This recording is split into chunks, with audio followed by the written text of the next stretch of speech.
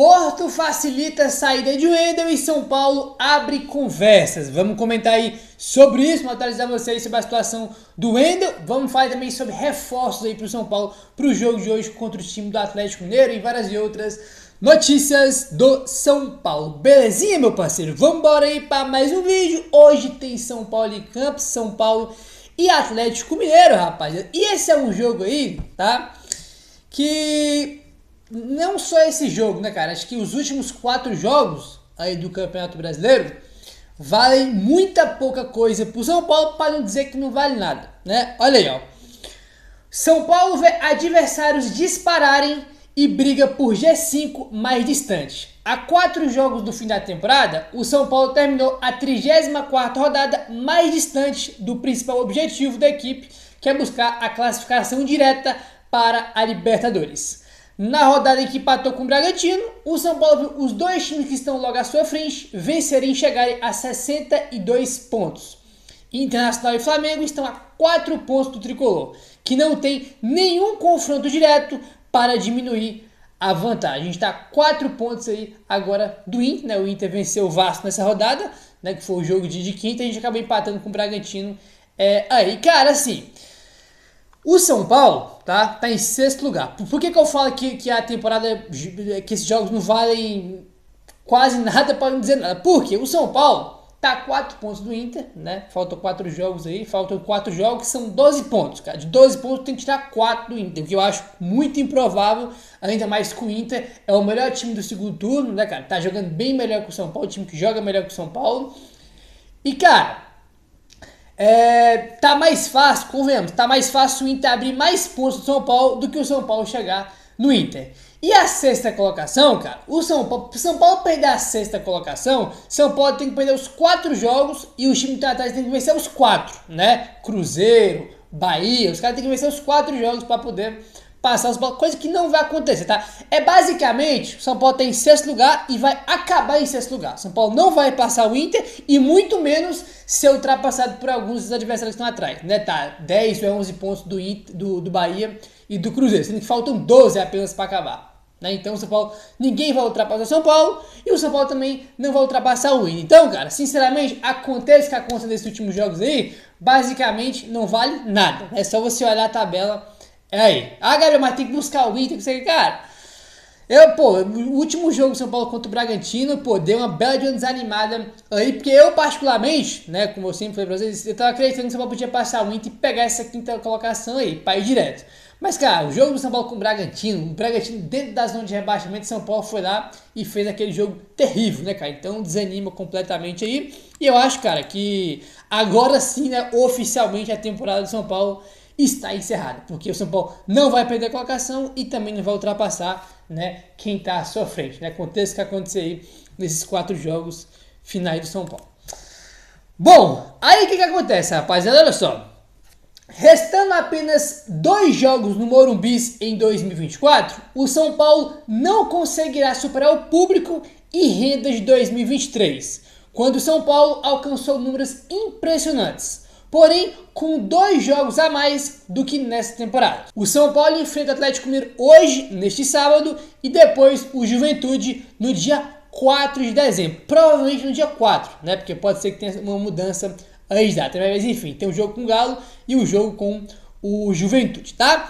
E o que acontece, rapaziada? Ano passado, o São Paulo teve 34 jogos como mandante no Morumbi, tá? 34 jogos em casa em 2023. O São Paulo alcançou um público total no Morumbi de 1.515.000 torcedores, tá? Para ser exato, são 1.515.715 torcedores, tá, cara? Então foi a marca espetacular que o São Paulo teve, né, de público geral no estádio do Morumbi.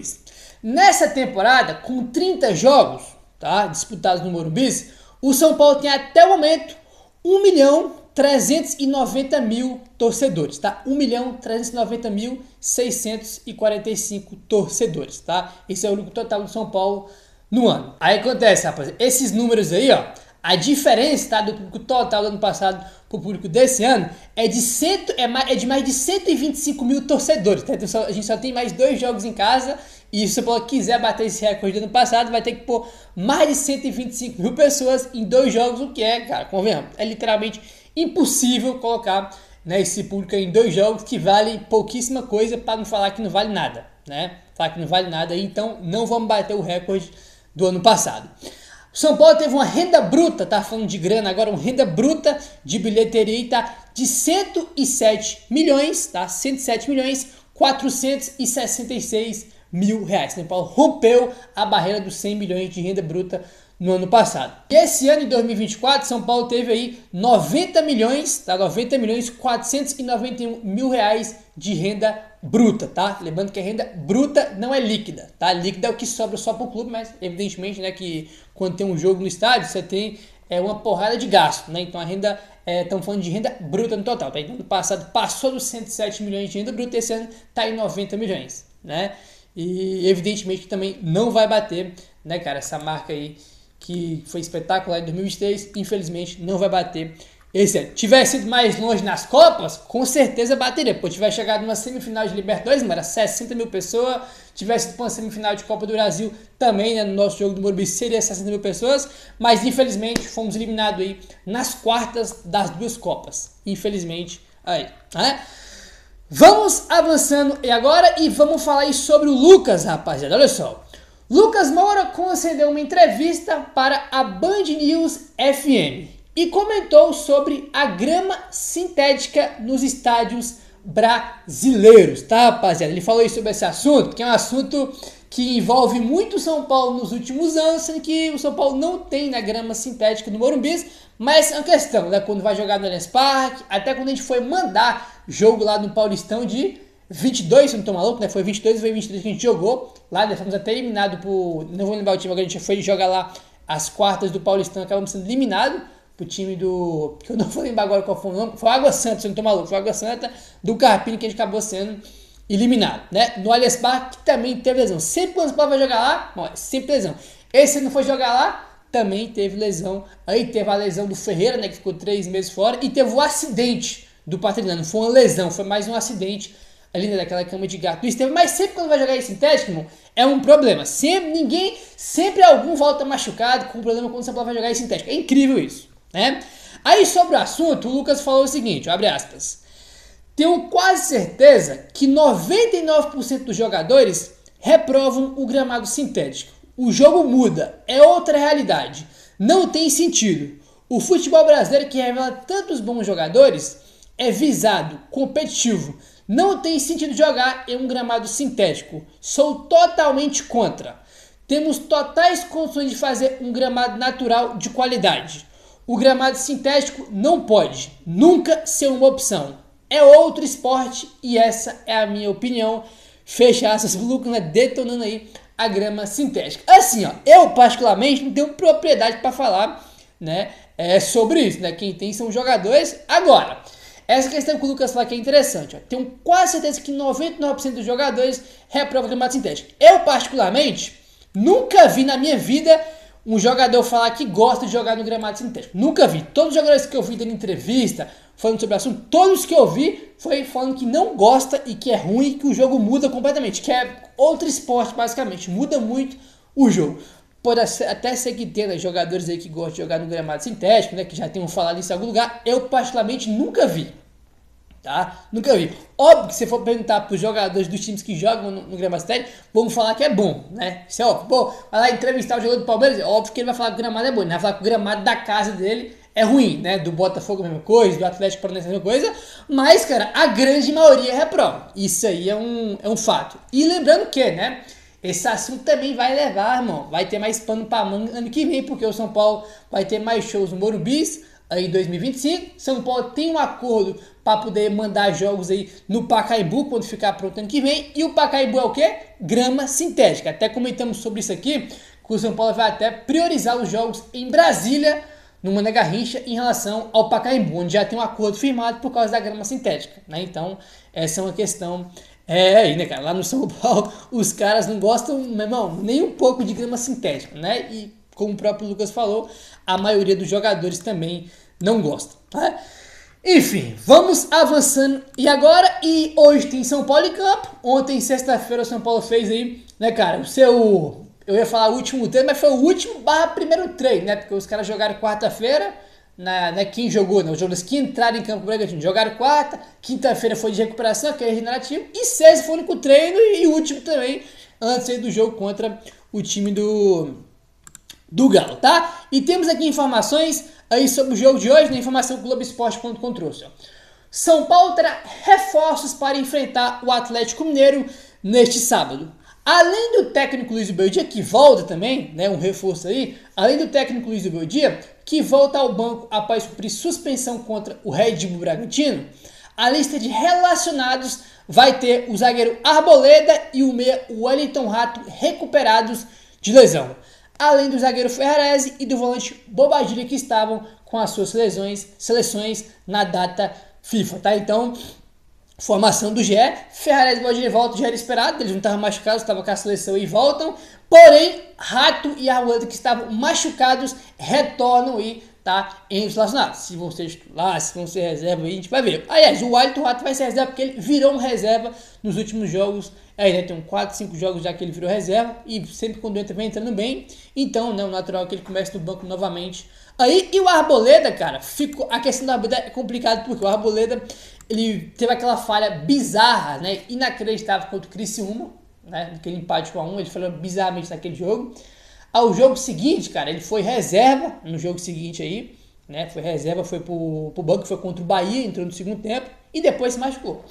Né? Então, é literalmente um incógnito aí, porque só teve um jogo que ele jogou depois que ele foi pro banco, foi contra o Bahia, né? Foi banco entrou no segundo tempo, depois se machucou, né? Então a gente não sabe se o Zubeldia só botou ele no banco naquele jogo específico ou se ele teria uma sequência no banco de ter virado realmente reserva. Essa aí é uma incógnita que a gente tem, então... Eu acho que ele vai começar no banco. Acho, né? Só achismo aí. O lateral esquerdo, Wellington, e o atacante Caleri, que também ficaram de fora da última rodada por contusão, ainda são dúvidas, tá? Então, os dois aí são dúvidas, tá? O Rato e o Arboleda voltam, mas o Caleri e o Wellington são literalmente incógnitas aí para esse jogo. E, evidentemente, né, quando o Wellington tá fora, a nossa lateral esquerda é um problema bem grande. Já é quando ele tava, porque só tinha ele. Sem ele, então, piora tudo. Com o Sabino suspenso, importante, ele tá suspenso e não joga, o zagueiro foi improvisado no lateral contra o Bragantino. O Patrick Lanza pode jogar, mas há chances também do Michel Araújo ser utilizado na posição. No ataque, o mais provável é que o André Silva seja mantido. Tá? Vamos por parte. O Sabino foi lateral dos últimos 2 jogos, contra o Bragantino e contra o Atlético Paranaense, está fora hoje, não joga. Não joga hoje, então a gente vai ter uma novidade no lateral esquerdo, seja o Patrick Lanza ou o Michel Araújo. Porque o Wellington é dúvida aí, tá? Então podemos ter aí, né, o Michel Araújo ou o Patrick tá na dúvida de quem vai jogar. E o Caleri, como é dúvida, cara, sim, né? Ele é literalmente uma incógnita pro jogo ainda, né? O André Silva deve ser mantido como centroavante aí para esse jogo, né? Como ele é dúvida, então o cara deve ir no máximo ir pro banco de reserva se ele for pro jogo, né? Já que ele é dúvida aí, né? Enfim. Vamos avançando agora e vamos falar aí sobre mercado da bola e sobre o Wendel, tá, rapaz? Informação que o André Hernani trouxe. São Paulo tem negociações em andamento para buscar a contratação do lateral esquerdo Wendel, que vai deixar o Porto em 2025. Aqui que tal? Presta atenção, a novidade está aqui, ó. Nas tratativas, o time português sinalizou que o Wendel não está nos planos do clube e a tendência é que não dificulte uma saída. No entanto, outro ponto que é importante, no entanto, ainda aguarda uma proposta do São Paulo, tá? O lateral de 31 anos tem vínculo com o Dragão até o meio do ano, em janeiro, e já pode assinar um pré-contrato com qualquer equipe, tá? Então, essa aqui é a questão. O Porto já sinalizou que está fora do planos, que isso é óbvio, né? Porque ele nem joga no Porto mais, ele está encostado. Eu não sei o que aconteceu com ele no Porto, porque, cara, ele foi titular por um bom tempo lá, né? Teve destaque. E, cara, parou de jogar. Ele foi convocado para a seleção e não estava jogando, né? O que é bem bizarro aí. Né? E, evidentemente, que depois que ele foi literalmente cada vez mais ficando sem jogar, ele parou de ser convocado para a seleção, e especialmente depois da Copa América. Ele tem até o meio do ano e já pode agora assinar um pré-contrato com qualquer time que ele quiser. E o Porto sinalizou que não vai dificultar, não vai fazer nenhum tipo de força para manter o Wendel, que isso aqui, né, informação nova, mas não que surpreende ninguém. O cara tá fora dos planos, né? Isso é natural. Aí, outro ponto que é importante, tá? O Porto aguarda ainda uma proposta oficial do São Paulo, tá? Então o Porto tá esperando o São Paulo mandar a proposta. É isso que eu juro que eu não entendo às vezes do São Paulo, né, cara? A gente tá falando do Wendel aqui, tem, pô, sei lá, um mês mais ou menos, ou mais, né? E isso que me pega, óbvio, né? Quem negocia é o Rui Costa. Quem sou eu pra falar do Rui Costa, né? Falando do Rui Costa, que é ele que negocia, tá? Ele que vai lá conversar com o Porto, conversar com ele que negocia as contratações. O cara tá meses e meses sem jogar, todo mundo sabe que ele vai sair do clube, né? Aí já saiu a notícia que o Porto não vai dificultar a saída dele, e até agora o São Paulo não enviou a proposta, né, cara? O Porto não vai dificultar a saída do Wendel. O Porto aguarda a proposta do São Paulo. Até agora o São Paulo não enviou a proposta, né? Às vezes parece que o São Paulo dar uma dormida. Eu não sei o que o São Paulo tá esperando, né? Pra poder mandar essa proposta, porque o cara vai sair já, né? Ele tá maluco pra jogar porque quer voltar pra seleção aí. E tem outros times também interessados. Obviamente tem a concorrência, mas, cara, São Paulo se quiser ir pro contratar o Wendel, vai ter que ir rápido, tá? Aí o André Hernan põe aqui, ó. Além do São Paulo, o Cruzeiro também demonstrou interesse no jogador e já abriu conversas, tá? Só que outro ponto que é importante. A Raposa, no entanto, só vai avançar na questão após a final da Copa Sul-Americana. Sul-Americana que a final é hoje, né? Contra o Racing e Cruzeiro. E Racing é hoje, então o Cruzeiro vai se preocupar com isso só depois da final, né? Que já é hoje, né? Então não vai ter demorado tanto tempo. Aí não. O São Paulo trata o Wendel como o principal não para substituir o Wellington, que deixará o clube no final da temporada. Ajudaria um casamento bem legal o Wendel aí no São Paulo, mas, cara, tem concorrência. E o São Paulo, se quiser o Wendel, vai ter que correr, porque o Porto já falou que não vai dificultar, que ele não vai ficar para 2025, pelo menos até a metade do ano, que é quando ele tem contrato. E o São Paulo que, né, se movimente rápido aí para tentar trazer o Wendel, né? Vamos aguardar aí, né, a cena dos próximos capítulos. Certo, meu parceiro? Se inscreve no canal, deixa o like, valeu, tamo junto e saudações tricolores.